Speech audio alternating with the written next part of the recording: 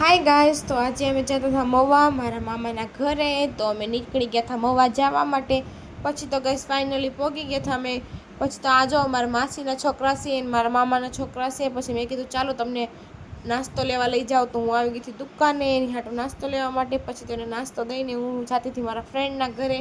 તો મારા ફ્રેન્ડના ઘરે આવીને જોયું તો એ મને બધી મસ્ત મસ્ત જ્વેલરી દેખાડતી હતી, તમે જોઈ શકો છો ગાઈસ. પછી તો જો એના ઘરે હતી મિયાઉ, કેટલી ક્યુટ છે કે ને ગાઈસ. હું ને મારા ફ્રેન્ડ નીકળી ગયા હતા થોડી ઘણી શોપિંગ કરવા માટે. પછી તો નાસી કરી લીધો નાસ્તો. જો તમારા મવાના લગ્ન મવાથી કોણ કોણ જોવે છે મને કોમેન્ટ કરજો. તો ઘરે આવીને જોયું તો આ લોકો બનાવતા હતા લડ્ડુ. તો હું આવી ગઈ હતી ગાઈસ નાસ્તો લેવા માટે. નાસ્તો લઈને જો અમે તો રાતે વોક કરતા હતા ગાઈસ. તો તમને આ બ્લોગ ગમ્યો હોય તો લાઈક કરજો અને મવાથી કેટલા જણા જોવે છે બધા કોમેન્ટ કરો. બાય.